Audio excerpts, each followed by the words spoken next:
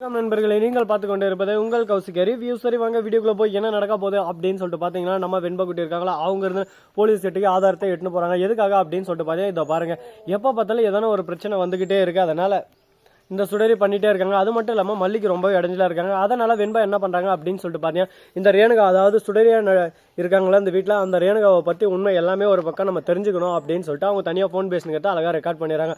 அதே எண்பது வீட்டுல கொடுத்தா எந்த ஒரு நடவடிக்கை எடுக்க போறதில்ல. போலீஸ் கிட்ட இன்வைட் கொடுத்துட்டா போலீஸ் எப்படியாவது வந்து இவங்களை அரெஸ்ட் பண்ணுவாங்க அப்படின்னு சொல்லிட்டு இவங்களுக்குள்ள ஒரு கற்பனை, ஒரு ஐடியா தோணுது வெண்பாக்குள்ள. இந்த சின்ன பொருளுக்குள்ள இவ்வளோ ஒரு பக்குவம், இவ்வளோ ஒரு அறிவா பரவாயில்லையே, பாராட்ட வேண்டிய விஷயமா தான் இருக்கு. சரி, இந்த மாதிரி ஒரு பக்கம் இருந்தாலும் அதே சமயத்தில் மறுபக்கம் என்ன நடக்குது அப்படின்னு சொல்லிட்டு பார்த்தீங்கன்னா, கரெக்டாக நம்ம தலைவன் இதுக்கு மேலே இந்த இடத்துல நம்ம பேச்சே பேசக்கூடாது, இதுக்கு மேலே நாம் என்ன செய்கிறோம் அப்படின்றத நம்ம கரெக்டாக பார்த்து செஞ்சாகணும் அப்படின்னு சொல்லிட்டு ஒரு முடிவு எடுத்துட்டாங்க. இப்போ அவங்களோட அடுத்த முடிவு என்னவா இருக்க போகுது அப்படின்னு சொல்லிட்டு பார்த்தீங்கன்னா, போலீஸ் வந்து சரி ஓகே நான் வந்து ஆக்ஷன் எடுக்கிறேன் அப்படின்னு சொல்லிட்டு வீட்டுக்கு வராங்க. வீட்டுக்கு வந்து ரேணுகாவை எந்த விதத்தில் விசாரிக்கணுமோ விசாரிக்க ஆரம்பிச்சிடறாங்க. ரேணுகா வந்து இல்லவே இல்லை, நான் ரேணுகா தான் அப்படின்னு சொல்லிட்டு அடிச்சு சொல்கிறாங்க. உடனே அந்த இடத்துல எல்லாரும் ஆமான்னு சொல்லிட்டு சொல்கிறாங்க. சரி, இந்த ஆதாரத்தை பாருங்கன்னு சொல்லிட்டு வெண்பா கொடுத்த ஆதாரத்தை அங்கே காட்டுறாங்க. அந்த ஆதாரத்தை பார்க்கும்போது இதோ பாடுறவங்க இன்னும் கொஞ்ச நாளைக்கு தான் கதிரேசனோட சொத்து முழுக்க நான் எல்லாத்தையும் ஆட்டிய போட்டுறோம். அதை ஆட்டிய போட்டு நான் வந்துட்டு அதுக்கப்புறம் நம்ம குடும்பம் ரொம்ப சந்தோஷமா இருக்கும், நம்ம பாட்டுக்கு நம்ம சந்தோஷமான வாழ்க்கையை ஆரம்பிச்சிடலாம். அப்படி இல்லைன்னா அந்த சொத்தெல்லாம் கொடுத்துட்றேன், நீ எட்டுன்னு போயிரு, நான் விஜய் கூட சந்தோஷமா வாழ ஆரம்பிச்சிடறேன். இந்த வீட்டில் ரேணுகாவும் இருக்கிறதுனால நிறைய பெனிஃபிட்ஸ் இருக்கு. இந்த கதிரேசன் சொத்தை மட்டும் தான் நீ ஆட்டிய போட முடியும்னு பார்க்குறேன். மறுபக்கம் விஜயோட சொத்து இருக்கு, அந்த மொத்த சொத்தையும் நானே ஆட்டிய போடலாம், அதுக்கான வாய்ப்பு சான்ஸ் நிறைய இருக்கு, நான் இதை பயன்படுத்திக்கணும்னு நினைக்கிறேன், நீ என்ன நினைக்கிற அப்படின்னு சொல்லிட்டு கேட்க உடனே பார்க்கணுமே என்னமே பேசாமல் ஒரு பக்கம் வாயடிச்சு போயிடுறாங்க. இது எல்லாமே வீடியோவாக கன்வெர்ட் பண்ணியிருக்காங்க. உடனே அதெல்லாம் பார்த்தா தான் அப்படியே சும்மா நம்ம விஜய் இருந்து போலீஸ் கிட்ட வந்து கண்டிப்பாக இதுக்கு ஒரு ஆக்ஷனை எடுத்தே ஆகணும். என்ன ரேணுகா நீ அப்படின்னா ரேணுகாவா, நீ அப்படின்னா இவ்வளோ நாள் அந்த வீட்டை ஏமாத்திருந்தியா ரேணுகாவா நடிச்சு, நீ எல்லாம் பொம்பளை அடி, எது காசுக்காக என்ன வேணாலும் பண்ணுவியா அப்படி இப்படின்னு சொல்லிட்டு திட்ட ஆரம்பிச்சுறாங்க. என்ன பேசுறது ஏது பேசுறதுன்னு சொல்லிட்டு தெரியாமல் நம்ம பண்ணது எல்லாமே தப்பு தான் அப்படின்னு சொல்லிட்டு தான் தவற உணர்ந்து இதுக்கு மேலே எந்த ஒரு தவறும் செய்யக்கூடாது, இதுக்கு மேலே நம்ம பாதையில் கரெக்டாக போய் ஆகணும் அப்படின்னு சொல்லிட்டு ஒரு முடிவு எடுத்துருக்காங்க. இந்த முடிவு சரிவான முடிவா, இதுக்கப்புறம் இந்த முடிவு கரெக்டாக கண்டினியூ ஆகுமா அப்படின்னு சொல்லிட்டு கேள்வியில் ஒரு பக்கம் நம்ம மைண்டில் ஓடிக்கிட்டு தான் இருக்கும். என்னதான் நடக்கட்டுமே, எல்லாத்தையும் நம்ம பார்த்துக்கலாம். எல்லாமே ஒரு பக்கம் ஆக்ஷன் பை ஆக்ஷனாக ஒன்றா போயின்னு தாங்க இருக்கும். அதை எப்படி நாம் எடுத்துக்கிறோம், எந்த விதத்தில் நம்ம கொண்டு போகிறோம், அதை பொறுத்து தான் எல்லாமே ஒரு பக்கம் தீர்மானிக்கும்.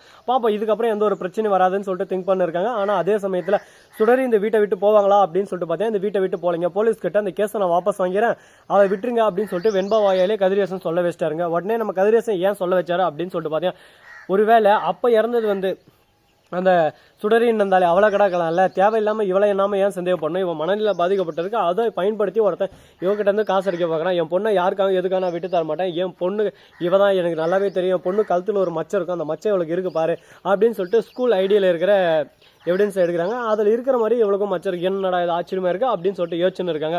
நம்ம கதிரேசன் போதையில் வந்து பேசுகிறாரு. இந்த இடத்துல கரெக்டாக என் பொண்ணுக்கு நார்மலாக ஸ்கூல் சர்டிஃபிகேட்லாம் கொடுப்போம்ல, அப்போ சொல்லியிருக்காங்க கழுத்தான ஒரு மச்சம், கரெக்டாக முட்டி கீழே ஒரு மச்சம் இருக்குது. அது மட்டும் இல்லாமல் அவங்களுக்கு சுண்டு விரலில் லைட்டாக அடியாக இருக்கும். அந்த அடி வந்து லாஸ்ட் வரையும், அதாவது அந்த விரல் வந்து லைட்டாக அப்படியே சும்மா பேந்துனா அந்த இடத்துல ஒரு அடி மாதிரி நல்லா ஒரு காயம், அந்த காயம் வந்து மாறவே மாறாது, அந்த காயம் எல்லாமே இருக்குது. அது எல்லாமே இப்போ கரெக்டாக அந்த பழைய ஃபோட்டோஸ் எல்லாம் எடுத்து அதிலேருந்து எடுத்து ரெடி பண்ணாங்க. ஆனால் இந்த விஷயம் உங்களுக்கு தெரியாது. அப்போ சந்தேகத்தில் மல்லிக்கு ரொம்ப யோசனை வருது, என்னடா இது இவ சுடரி, ஆனால் எப்படி இந்த அடையாளம் எல்லாமே இருக்குது அப்படின்னு சொல்லிட்டு திங்க் பண்ண ஆரம்பிக்கலாம். மச்சான் ஓகே, கால் அடிப்பட்டது வரையும் எப்படி முதல் கொண்டு இருக்குது, ஒரே சந்தேகமாக இருக்குது.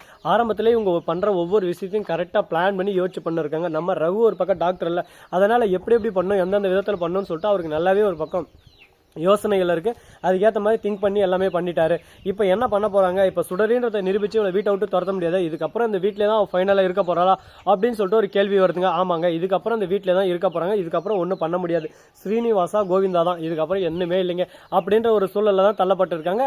இது மட்டும் இல்லாமல் மறுபக்கம் என்ன நடக்குது அப்படின்னு சொல்லிட்டு பார்த்தீங்கன்னா, கரெக்டாக நம்ம இங்கே அதாவது விஜய் இருக்கார்ல, அவர் வந்து தரமான ஒரு சம்பவத்தை செஞ்சு விட்டாருங்க. அப்படி என்னடா தரமான சம்பவம் செஞ்சார் விஜய் அப்படின்னு சொல்லிட்டு பார்த்தீங்கன்னா, விஜய் சைலண்டாக அவர் வேலையை பார்த்து தான் இருந்தார். ஆனால் அவர் சும்மா இருக்க விடாமல் அவர் ஒரு பக்கம் சிண்டி தேவையில்லாத பிரச்சனையில் சிக்க வச்சுட்டாங்க. யாரா சிக்க வச்சது, அப்படி என்னாச்சு ஏதாச்சு அப்படின்னு சொல்லிட்டு பார்த்தீங்கன்னா, முழுக்க இதுக்கெல்லாம் ஒருத்தர் தாங்க காரணம். கரெக்டாக நம்ம ரகு இருக்கார்ல, அவர் வந்து இந்த கொட்டேஷன் விஷயம் எல்லாம் வெளியே போனதுக்கு காரணம் விஜய் தான் அப்படின்ற மாதிரி ஒரு ஆதாரத்தை ரெடி பண்ணிட்டாங்க. எதுக்காக அப்படின்னு சொல்லிட்டு பார்த்தீங்கன்னா, மல்லியை காப்பாற்றணும், மறுபக்கம் இந்த சுடரின்ற பேரில் ஒரு சுடரி பேரை உருவாக்கி மல்லியை ஒரேடியாக இந்த வீட்டில் பர்மனெண்ட்டாக வைக்கணும். ரேணுகா அந்த வீட்டை விட்டு தோத்தணும். ஏன்னா மல்லி மேலே இவளுக்கு முழு காதலும் வந்துருச்சு. இந்த சமயத்தில் ரேணுகா வந்தது இவருக்கு பிடிக்கல, அதனால தான் இந்த மாதிரி எல்லாம் பண்ணிருக்காங்கன்னு சொல்லிட்டு கதிரேசன் கிட்ட ஏற்றி விடுறாரு. கதிரேசன் ஆமா நீ சொல்றது 100க்கு 100 உண்மைதான், நீ சொல்றதுல பாயிண்ட் இருக்கு, அதை நான் யோசிக்கல, இப்போதான் நான் யோசிச்சேன். ஆமா நீ சொல்ற மாதிரி இது எல்லாமே நடக்கிறதுக்கு வாய்ப்பு இருக்கே, சரி ஓகே இப்பவே நான் இதை தடுத்து நிறுத்துறேன், இதுக்கு ஒரு முடிவு நான் கட்டுறேன், இதுக்கு ஒரு முடிவு கட்டினா மட்டும் தான் இதில் நம்ம ஜெயிச்சு வெளியே வர முடியும், இல்லைனா லாஸ்ட் வரையும் இந்த பிரச்சனை ஒன் பை ஒன்னா போயிட்டே தான் இருக்கும் அப்படின்னு சொல்லிட்டு ஒரு முடிவு எடுக்கிறாங்க. அவங்க எடுத்த முடிவு கரெக்டான முடிவா சரியான முடிவா அப்படின்னு சொல்லிட்டு பார்த்தீங்கன்னா கண்டிப்பாங்க 100க்கு 100 கரெக்டான முடிவு தான். அவங்க தவறான முடிவு எடுக்கிறதுக்கு வாய்ப்பே இல்லை. ஏன்னா அவங்க பண்ற ஒவ்வொரு விஷயத்தையும் பார்த்து இந்த பக்கம் போனால் பாதாளக்குழி, இந்த பக்கம் போனால் நெருப்புக்குழி, அந்த பக்கம் போனால் கடல், இதுக்கு நடுவில் நம்ம எதனா ஒன்று பண்ணி தப்பிச்சாகணும் அப்படின்னு சொல்லிட்டு யோசிச்சுனே இருக்காங்க. ஆனால் இவங்கள மாதிரி ஒரு திங்கிங் எல்லாமே ஒரு பக்கம் வேறு லெவலில் இருக்குங்க. சேஃபாக கேம் விளையாடி சேஃப் ஜோனில் அவங்க சேஃப் ஆகிட்டாங்க நம்ம சுடரி. ஆனால் இப்போ நம்ம மல்லியும் மறுபக்கம் விஜயும் டேஞ்சர் ஜோனில் இருக்காங்க. ஏன் எதனால் அப்படின்னு சொல்லிட்டு பார்த்தீங்கன்னா இப்போ மல்லிக்காக உதவி செய்து தான் இந்த மாதிரி எல்லாம் பண்ணுறான் அப்படின்னு சொல்லிட்டு ஒரு வார்த்தை வந்துருச்சு.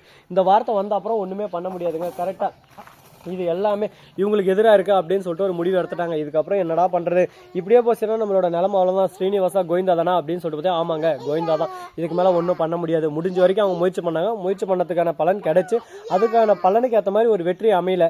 ஆனால் இதுக்கப்புறம் அமையுமா அமையாதா, என்னென்ன பண்ண போகிறாங்க, ஏது இதை பண்ண போகிறாங்க அப்படின்ற இன்ட்ரெஸ்டிங்கான சுவாரஸ்யம் நிறைந்த விஷயங்களை தான் நீங்கள் நம்ம வீடியோவில் தொடர்ந்து கண்டினியூவாக பார்க்க போகிறீங்க. அது மட்டும் இல்லாமல் இன்னும் நிறைய வீடியோ பார்க்க மறக்காமல் நம்ம சேனலை சப்ஸ்கிரைப் பண்ண நண்பர்கள் சப்ஸ்கிரைப் பண்ணுங்கள், லைக் பண்ணுங்கள், ஷேர் பண்ணுங்கள், டிங் பல்ல தட்டி விட்டு போங்க. அப்பதான் நாம போற அடுத்தடுத்த வீடியோ உங்களுக்கு உடனுக்குடன் நோட்டிபிகேஷன்ல வந்து கொண்டே இருக்கும். மிக்க நன்றி, தேங்க்ஸ் ஃபார் வாட்சிங், டாடா செய்யும், நன்றி வணக்கம், வந்த நம்பர் கத்தருக்கு ஆயா ஆயா ஆயா ஜாலி.